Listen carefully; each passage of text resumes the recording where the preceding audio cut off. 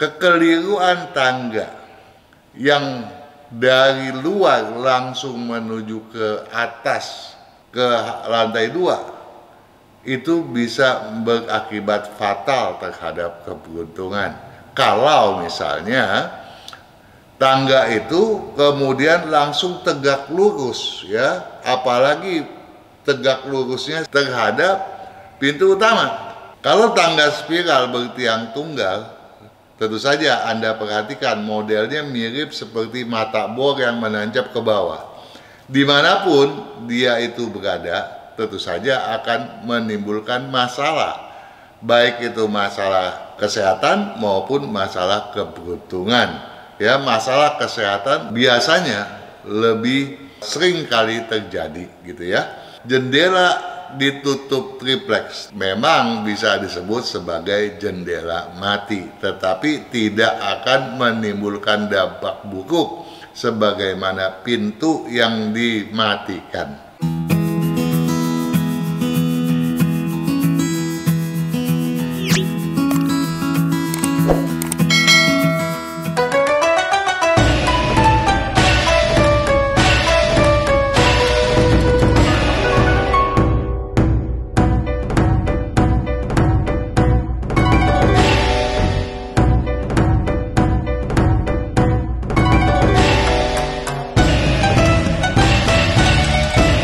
Juragin hoki yang baik hati dimanapun Anda berada. Kita bertemu lagi untuk membahas berbagai pertanyaan Anda. Sebelumnya tentu kita bertemu pada tanya jawab ke-37. Mau sukses dan makin kaya, jangan matikan pintu utama. Pada saat itu kita berbicara mengenai pindah kedudukan rumah bahaya, ya. Tentu saja Anda dapat temukan pada menit ke-4 sampai 823, yaitu pertanyaan yang diajukan oleh Rusun Laundry. Andara Afia dan Benyamin Manafe bertanya mengenai pagar, pintu utama tanpa pintu belakang pada menit ke-8 23 sampai 13.40, ya. Garasi aktif, ruang tamu berpintu mati ditanyakan oleh beberapa orang. Ada Albert Chang, Rita Kurniawan, Ninik A, dan Gun FB Setiawan pada menit 14.42 sampai 26.10. Level halaman dapur lebih rendah ditanyakan oleh Mbok Srirejo Andi Prabowo Suhyati M pada menit ke-27.11 sampai 36.21. Ya, kemudian dampak menumpuk keramik lantai ditanyakan oleh F5 Now. Kepala ranjang di bawah jendela ditanyakan oleh Riko Han. Kamar mandi WC di dalam kamar tidur ditanyakan oleh Karisa, ya. Semuanya itu pada menit ke 36.21 sampai 42.06. Dan yang terakhir, mau jual rumah kok gagal terus. Nah, itu ditanyakan oleh Roy dan saya membahasnya pada menit ke 42.06 sampai 47.50. Anda pun saya harapkan dapat menyeksamai video bertema kalau kemampuan tersangsikan, rezeki pun terminimalkan, ya, agar hal-hal kecil tidak menjadi batu sandungan bagi keberuntungan Anda sendiri. Pada kesempatan kali ini kita hendak membahas beberapa pertanyaan bertemakan yang mengundang rezeki dan yang mendatangkan sial. Pertanyaan diantaranya datang dari Finmall pada video perbaiki kekeliruannya demi pertumbuhan rezeki Anda. Nama saya Amin Wijaya Kusuma. Ada 2 pertanyaan saya. Saya tinggal di ruko katanya. Untuk naik ke lantai 2 bagian rumah ada pintu. Yang mana yang jadi pintu utama? Pintu depan ruko atau pintu ke bagian rumah di lantai 2. Pertanyaan kedua, kalau tangga spiral dari lantai 2 ke lantai 3, pengaruhnya apa? Lantai 3 sebagai tempat jemuran dan tandon. Juragan Hoki Amin Wijaya, sebelumnya saya mau bertanya kepada Anda. Anda katakan tadi bahwa untuk naik ke lantai 2 bagian rumah ada pintu. Yang mana yang jadi pintu utama? Pertanyaan saya, dari manakah Anda mengakses pintu rumah? Apakah langsung dari depan, dari halaman, atau dari jalan raya? Ya, sehingga Anda bisa ke rumah sebelum memasuki area toko. Ataukah Anda harus masuk dulu ke area toko, baru naik ke tangga menuju ke lantai 2. Kalau akses menuju rumah langsung menaiki tangga dari luar area toko, maka pintu toko tentu saja merupakan pintu utama toko. Dan tentu pula pintu rumah menjadi pintu utama rumah itu sendiri. Jadi masing-masing punya pintu utama. Karena bawah dan atas merupakan dua bagian yang berbeda, tidak menjadi satu kesatuan. Ya, kecuali di dalamnya ada lagi tangga yang menghubungkan lantai 1 ke lantai 2. Nah, ini jadi berbeda lagi, ya. Nah, sebelum saya bahas ke soal itu, perlu Anda pahami bahwa kekeliruan tangga yang dari luar langsung menuju ke atas ke lantai 2 itu bisa berakibat fatal terhadap keberuntungan. Kalau misalnya tangga itu kemudian langsung tegak lurus, ya, apalagi tegak lurusnya hampir seperti tangga monyet misalnya terhadap pintu utama. Nah, ini jangan sampai terjadi. Nah, kalau di bagian dalam ada tangga yang menghubungkan kedua lantai tadi, atau Anda ke lantai 2 ke bagian rumah harus melalui bagian toko, maka pintu utamanya yang berlaku adalah pintu toko. Ya, paham ya? Kemudian pertanyaan Anda mengenai tangga spiral, ya. Anda tidak menjelaskan tangga spiral ini bertiang tunggal ataukah tidak. Kalau tangga spiral bertiang tunggal, tentu saja Anda perhatikan modelnya mirip seperti mata bor yang menancap ke bawah. Dimanapun dia itu berada, tentu saja akan menimbulkan masalah. Baik itu masalah kesehatan maupun masalah keberuntungan. Ya, masalah kesehatan biasanya lebih sering kali terjadi gitu ya. Nah, untuk hal itu tentu saja saya pernah membahasnya pada salah satu video yang telah dipublish. Sudah ada pembahasan mengenai tangga, ya, khususnya juga tangga spiral.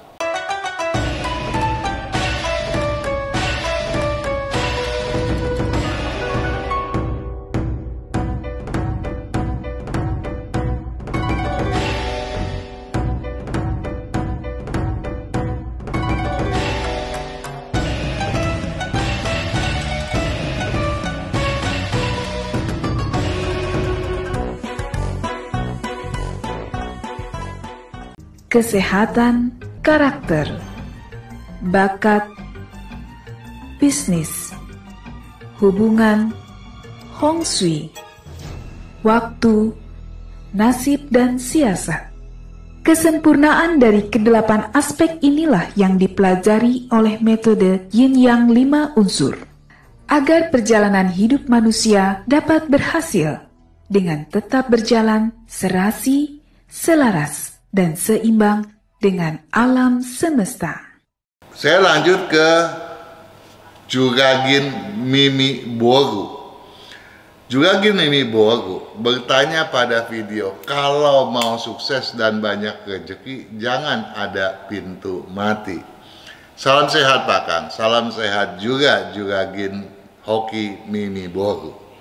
Bagaimana kalau jendela yang dimatikan ditutup triplex, apakah bermasalah?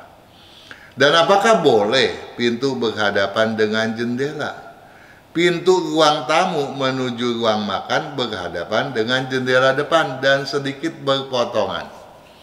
Pada prinsipnya Juragin Hoki Mimi Bogu, ya, jendela ditutup triplex tidak ada masalah, walaupun memang bisa disebut sebagai jendela mati, tetapi tidak akan menimbulkan dampak buruk sebagaimana pintu yang dimatikan. Ya, kalau pintu mati dampaknya memang bisa sangat fatalis. Namun yang perlu diperdulikan benar oleh Anda adalah apakah sirkulasi anginnya terganggu tidak karena jendela tadi ditutup. Kalau sirkulasi tidak mengalami gangguan, tentu saja tidak masalah, ya. Nah, kemudian Anda bertanya mengenai apakah boleh pintu berhadapan dengan jendela. Oh, tentu saja tidak ada masalah, ya. Boleh-boleh saja pintu berhadapan dengan jendela, ya. Nah, kecuali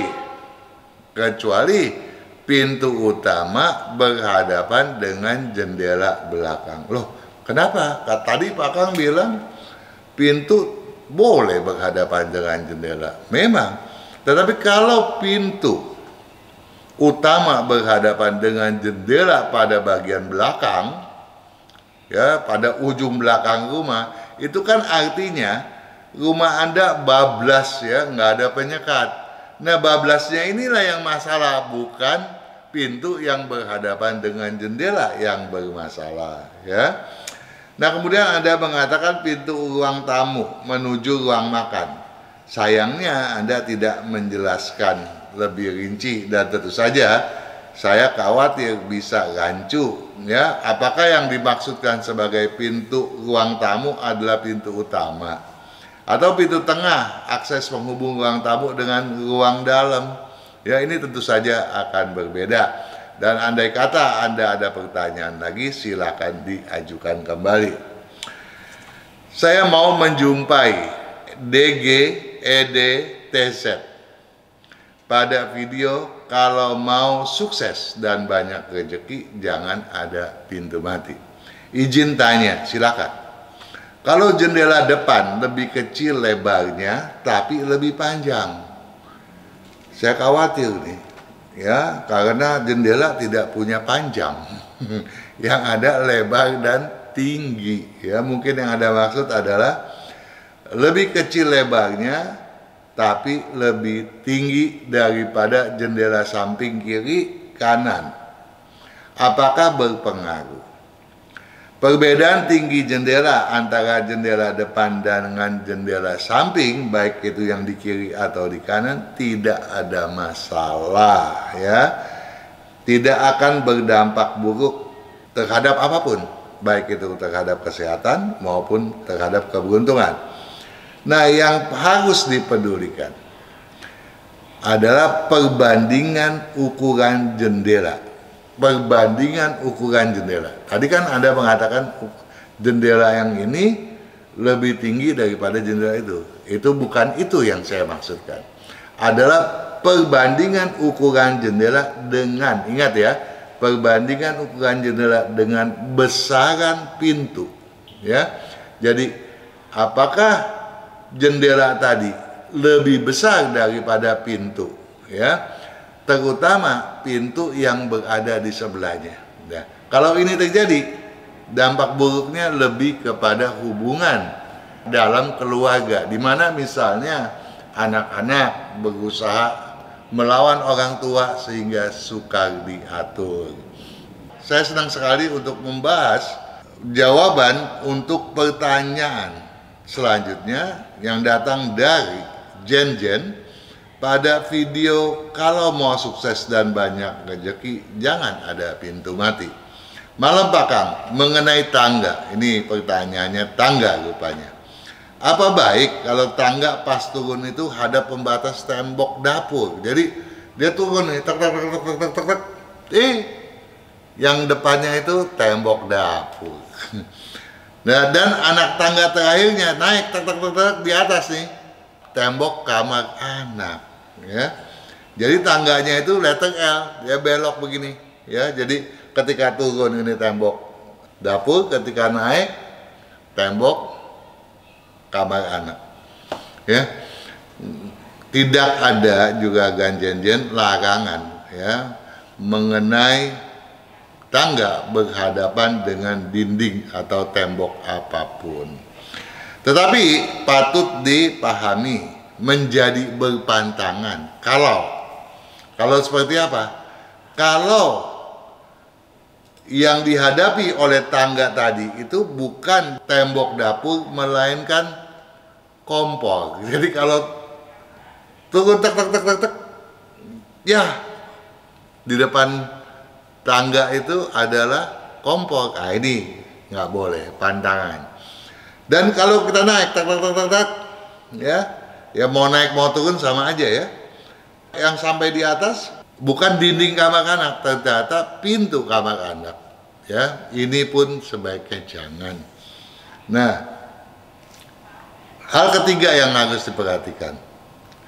Ya, tadi hal pertama, jangan berhadapan dengan kompor. Kedua, jangan berhadapan dengan pintu.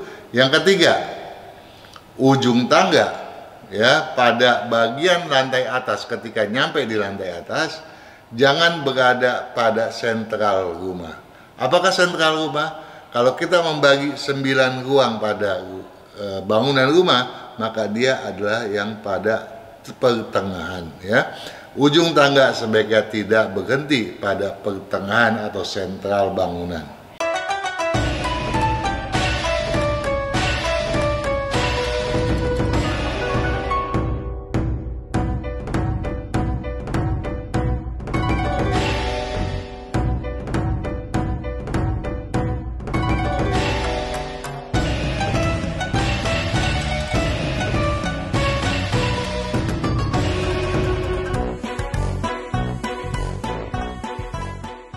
Kesehatan karakter, bakat, bisnis, hubungan, Hong Shui, waktu, nasib, dan siasat.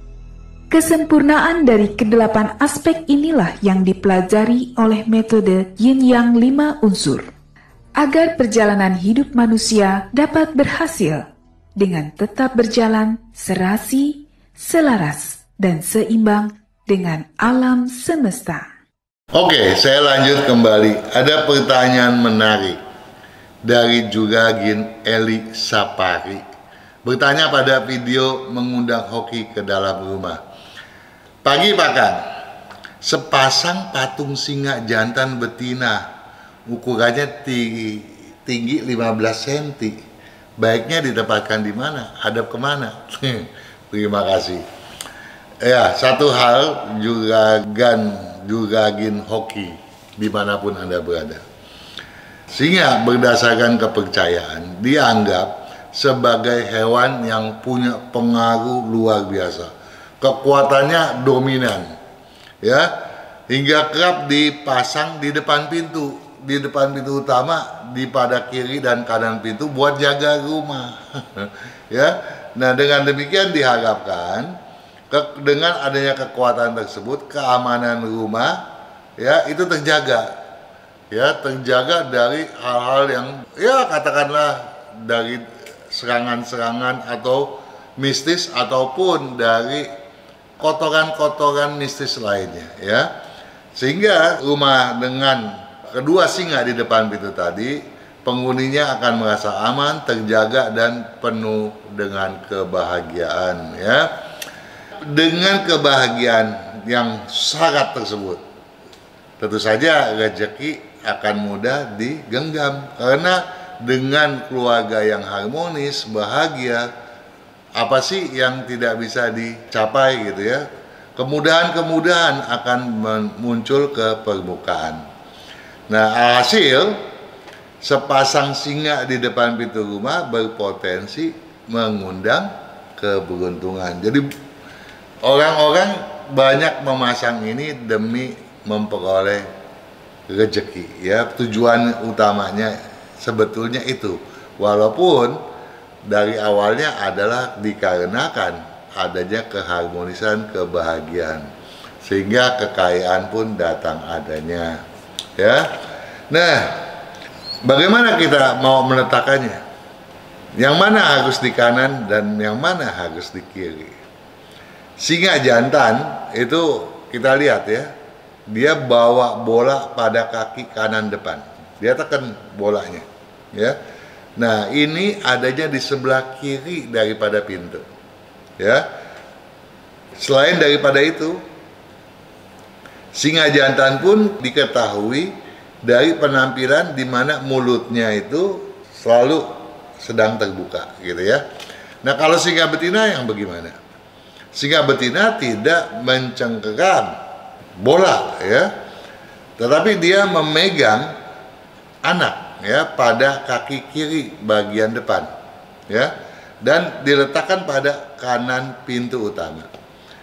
Nah, namun pertanyaan Anda Juragin Eli Sapari, ukurannya 15 cm, nggak lazim untuk diletakkan di depan pintu utama gitu ya.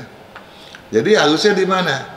Nah, kalau kita berbicara di mana, tentu lain lagi nih ceritanya. Kita kan mau mendatangkan kedamaian. Jangan karena pemasangan itu kemudian justru mendapatkan hal yang sebaliknya toh.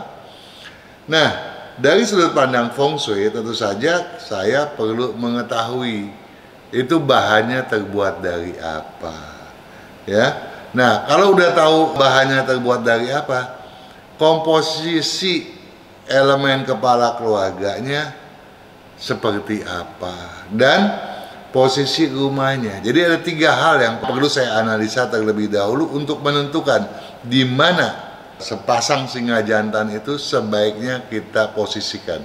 Yang pertama, bahan. Ya, bahan pembuatan itu batu atau logam, atau dari kayu, ya, atau dari misalnya plastik gitu, dari apa itu, bahan-bahan sintetis gitu ya, atau dari bahan campuran daripada elemen-elemen tadi ya. Nah, kemudian setelah itu kita mesti tahu apakah bahan tadi itu bisa disesuaikan dengan elemen penghuni, khususnya kepala keluarga. Dan yang ketiga, apakah sesuai untuk ditempatkan pada rumah yang sedang dihuni tersebut. Ada 3 hal ini yang harus Anda ajukan, dan sebaiknya Anda ajukan kepada saya ketika saya sedang on air ya, membawa acara feng shui di radio Sonora FM pada setiap Jumat malam mulai jam 19 waktu Indonesia Barat ya. Anda bisa menghubungi via WA 0812 112 9200.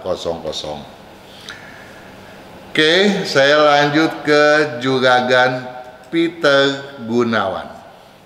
Peter Gunawan bertanya pada video mengundang hoki ke dalam rumah. Maaf Pak Kang, mohon pencerahannya. Apakah memelihara burung-burung di dalam sangkar di rumah memberikan efek negatif terutama keuangan? Terima kasih. Juragan Peter, feng shui tidak pernah memantangkan ya, melarang hobi semacam itu. Terlebih kalau peletakan sangkarnya tidak pada area yang bersifat positif bagi penghuni rumah. Jadi feng shui tidak melarang ya, tegasnya asalkan tidak diletakkan, sangkar-sangkarnya itu tidak diletakkan pada posisi keberuntungan daripada penghuni rumah ya, khususnya keberuntungan kepala keluarga. Nah, posisi positif di sini adalah tentu saja area yang keberuntungan tadi, yang penuh dengan rezeki dan kesuksesan maksimal. Jangan sampai kesuksesan dan rezeki yang bagus tersebut kemudian dipatuk oleh burung. Namun kita bicara pengalaman ya. Berpuluh tahun saya menggeluti bidang ini secara profesional. Seringkali mendapatkan klien yang ya bukan sering kali lah, paling tidak banyak juga gitu ya, yang memelihara burung di dalam rumah, terutama meliharanya di lantai 2, dan lambat laun usahanya makin lama makin merosot ya. Percaya atau tidak, itu sering kali terjadi ya. Anda juga kan Peter Gunawan seyogianya ya merenungkan hal itu ya. Oke. Juragan dan juragin hoki dimanapun Anda berada, saya berharap video tanya jawab ke-38 yang mengundang rezeki dan yang mendatangkan sial ini Anda pedulikan benar, agar segala hal yang berdampak buruk tidak akan mendera Anda. Sebaliknya, segala hal yang mendatangkan rezeki berkelancaran masuk ke dalam rumah. Karena bagaimanapun acara yang saya sajikan ini tentu saja bertujuan positif demi dan untuk keberhasilan Anda semaksimal mungkin. Sukses selalu.